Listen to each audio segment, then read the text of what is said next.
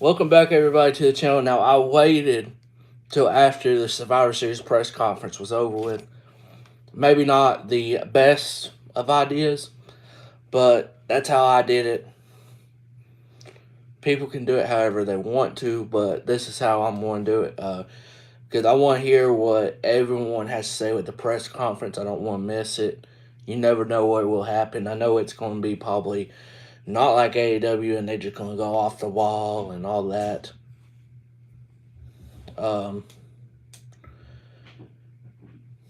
Tonight, I think Survivor Series, this has been the best Survivor Series in a good while.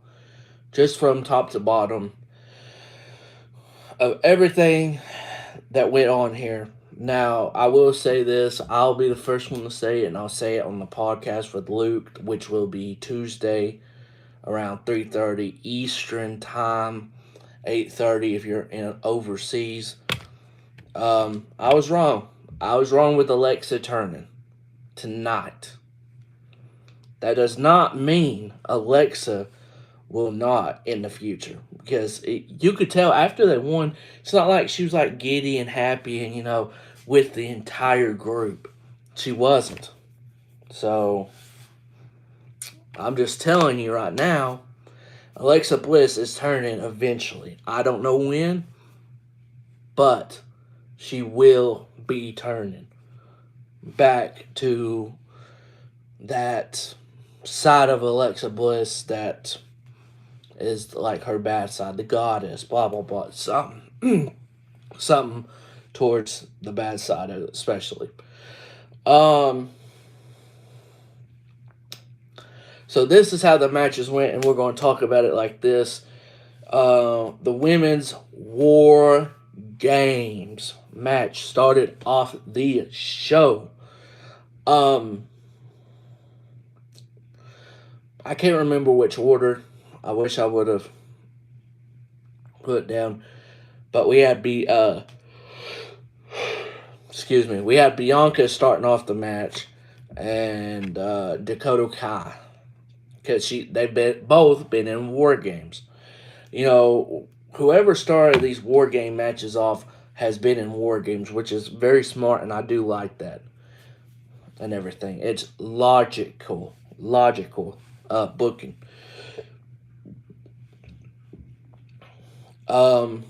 I have a poll on my Twitter. My Twitter is at Tyler Killer Show. No spaces or or anything. I have two polls. What do you think about Survivor Series and your match of the night? Go to my Twitter, bam, and just vote right there. Now, with that being said,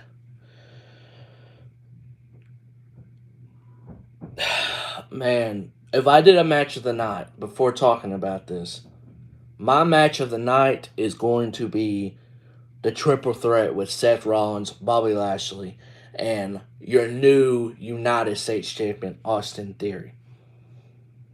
I know, with two War Game matches, that's going to be my match of the night. That's how I feel. I don't know how you guys feel about that.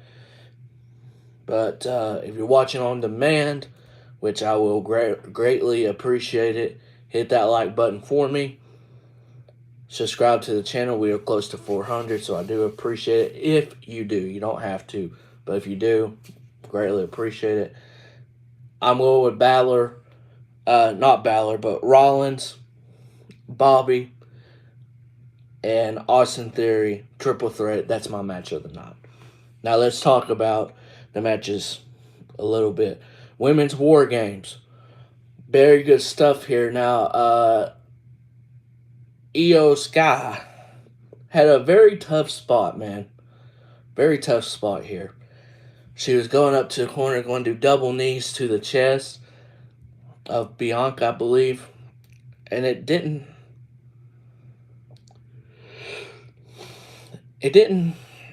go as planned. Looked pretty bad. I was thinking, oh God. But after that, they didn't really have that many iffy spots. Um, but Rhea looked really good in this match. Becky looked good. Bianca looked good. Asuka looked good. Io Sky looked good.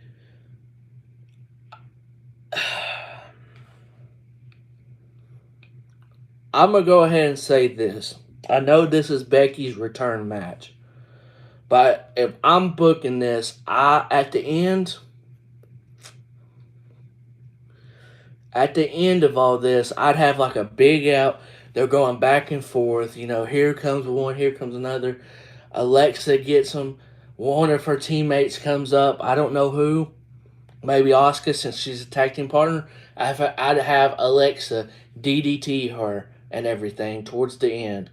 And then have, I don't know, probably Bailey or Rhea go for the pin or do their finishing move.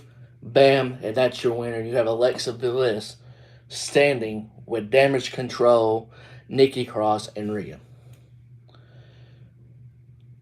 I'm going to be honest with you. Dakota Kai, Bailey, Mia, and Alexa. Those four women, they didn't do much for me in this match. They did not. I I hate to say it. They just did not.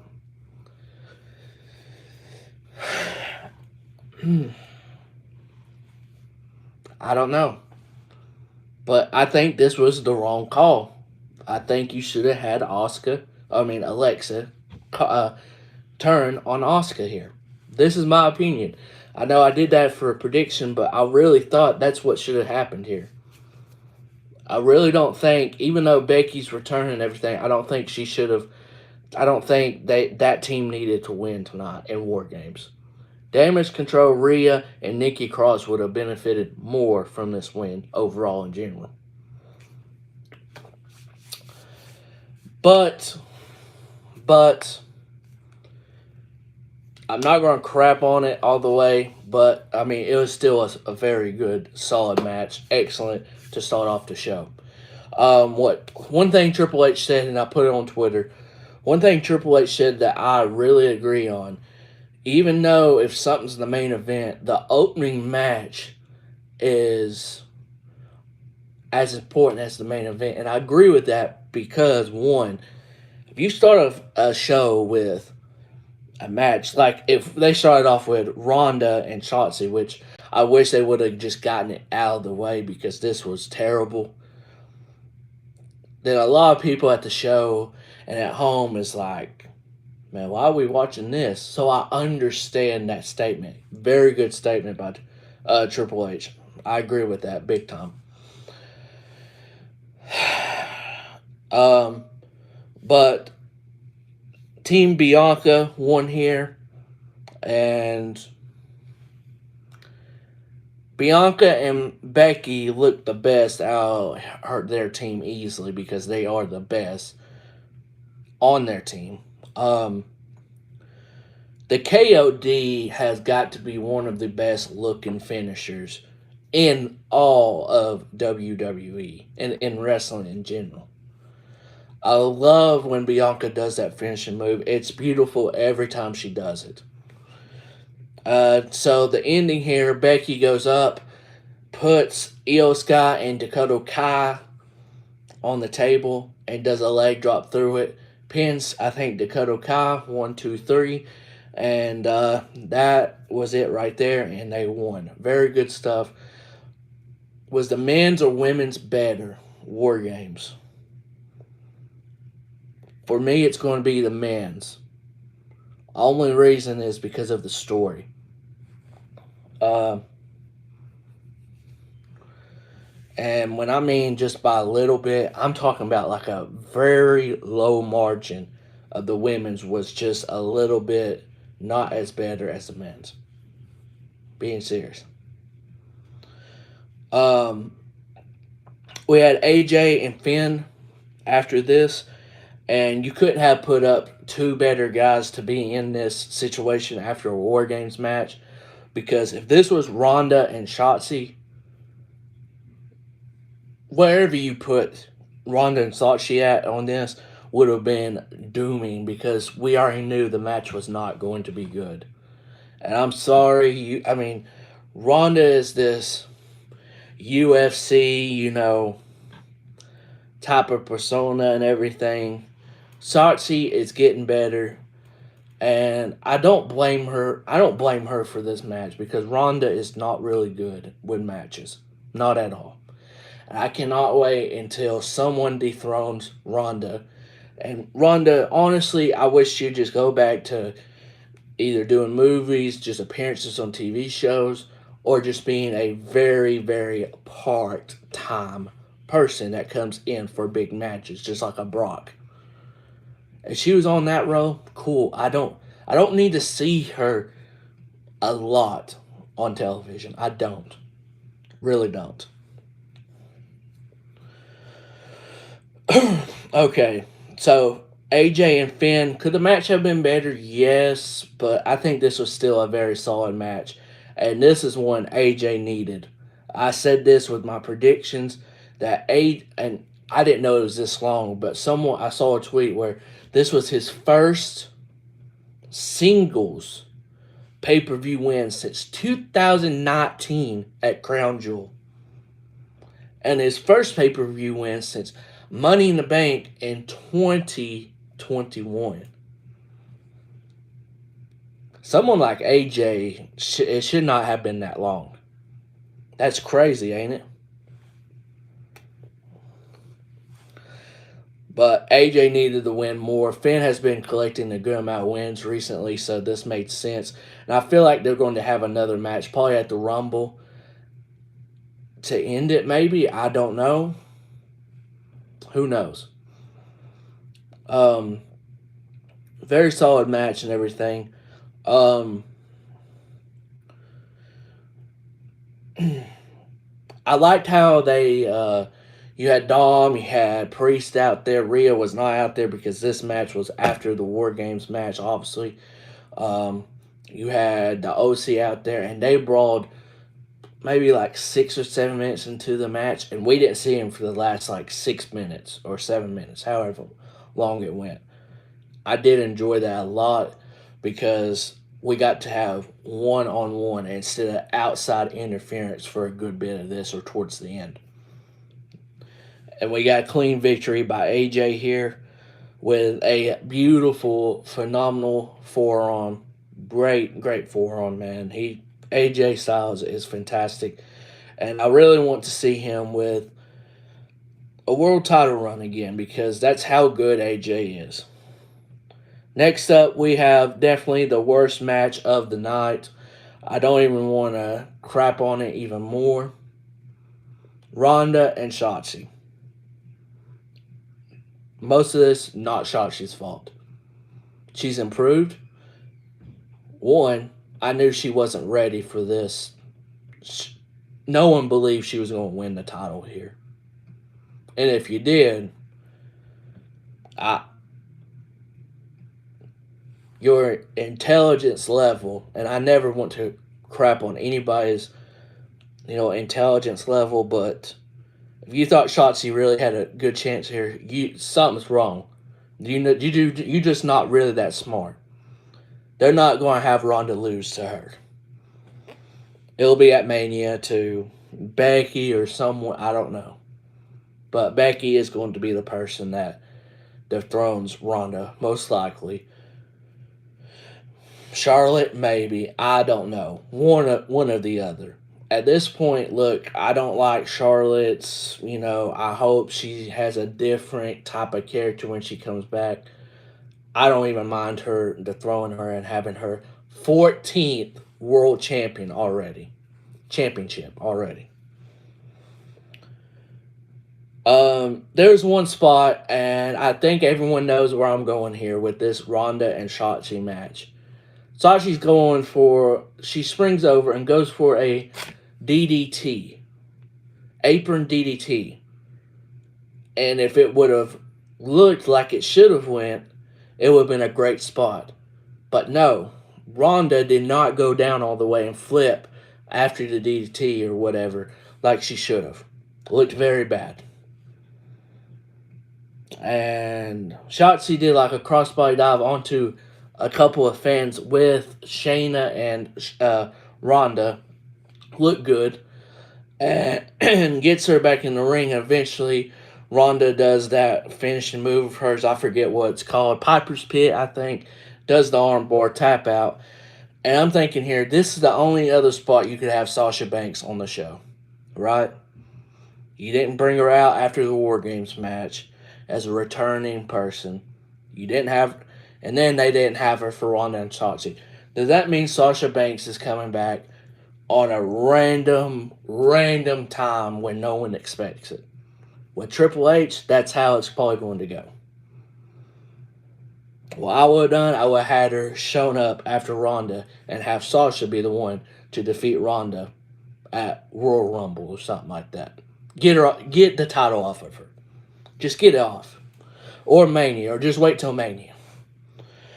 But nonetheless, Sasha is not back yet. I don't know if she's going to wait a good bit or what, or it's going to be Royal Rumble. Don't know.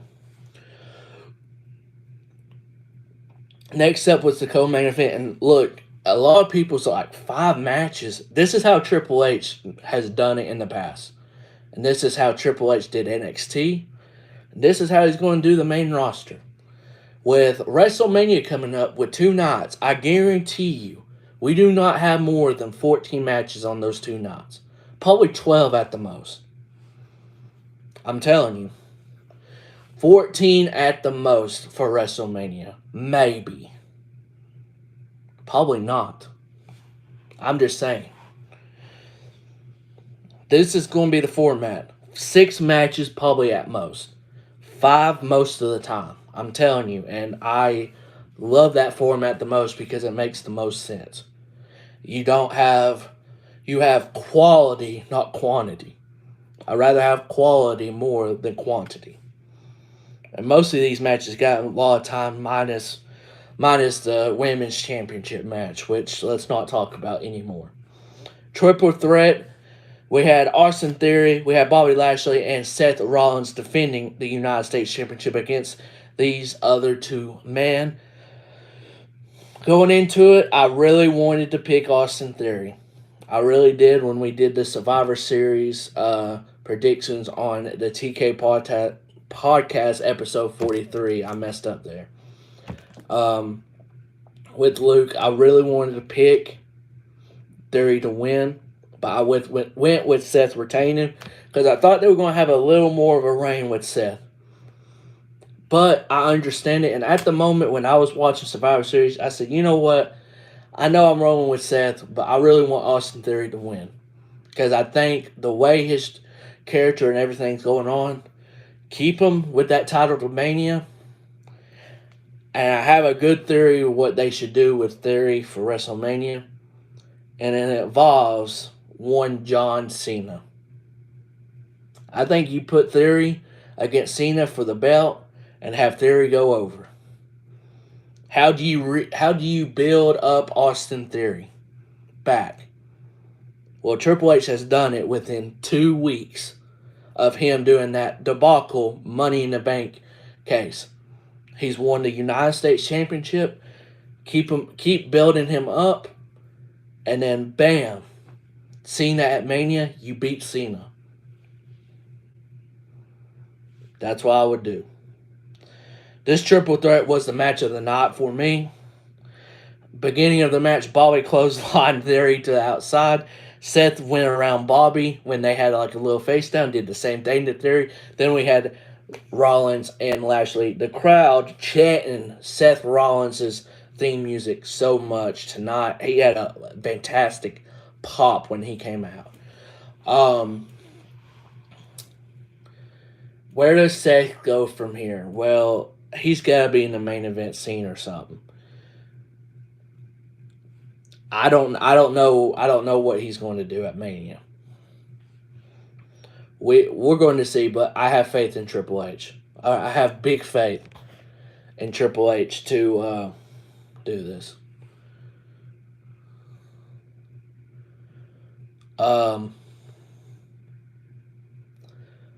This was boy, this was fantastic. And the way they ended it, what a clever finish, dog. Clever. Very, very clever. Um, Seth Rollins is picking him up, I think, for a suplex or something. I don't know. I think it might have been for a Falcon's Arrow and everything. Oh my God.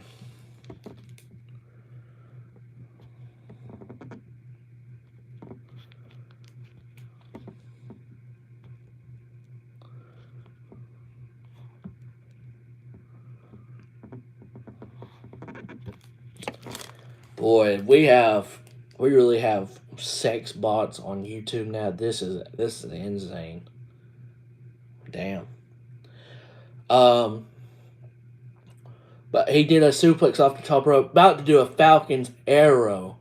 Bobby Lashley spears him, and Lashley's to the outside. Well, not to the outside, but he's trying to recover.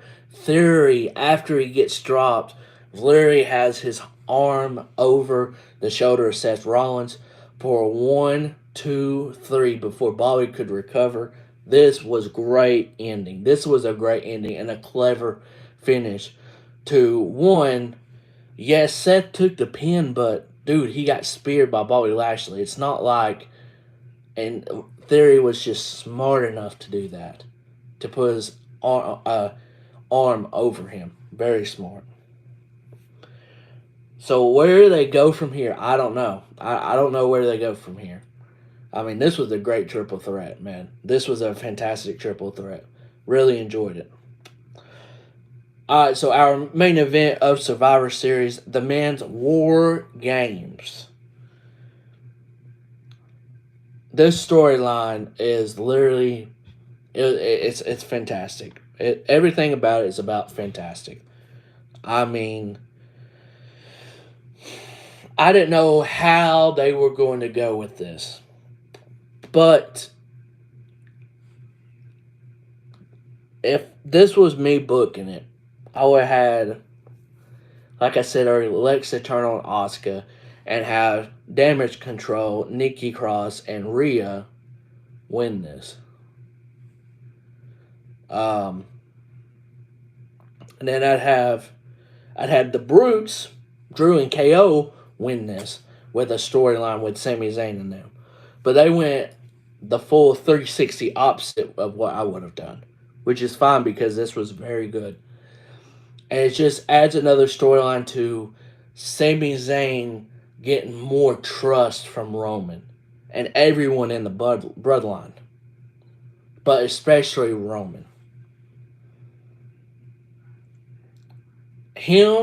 Sami Zayn, and Jey Uso after this match hugged, not once but twice. They embraced in a hug.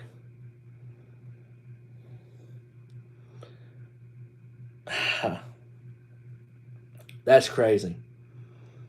That's super crazy. Sami Zayn, towards the end,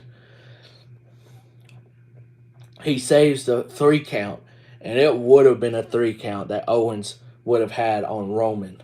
He stopped the ref's hand. He did not hit Kevin at this point. I said, uh-oh. We knew that when that happened, the climax of the fight, we knew it was there. It was about to be the end. So KO, I think it was Jimmy. Excuse me. I think it was Jimmy that was about to do a super kick. Owens catches him, and Sami Zayn, something just snapped at him and said, you know what, I'm going to do it. Low blowed KO, pushed KO to the side, Haluva kick, held him, everything, dropped him down. Jey Uso right there, and he did this. He said, hey, here you go. Big splash. Jey Uso pins Kevin Owens for the 1, 2, 3. And my thumbnail, the ones, them putting up the ones. That's the image you get at the end of Survivor Series War Games.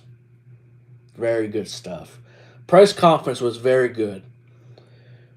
It was a professional set layout, and I liked it. It wasn't anything close to AEW's thing to me. They can have their own thing. WWE has their own thing. I enjoyed it.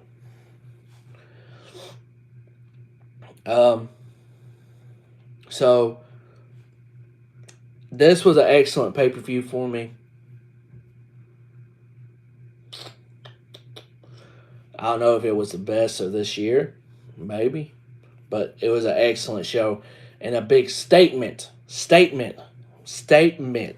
show for Triple H. Probably the biggest statement show for Triple H in his era so far. Now he just got to build Raw back up. He already got SmackDown up. He need to build Raw back up with storylines and everything and stuff that's good. But that is it, y'all.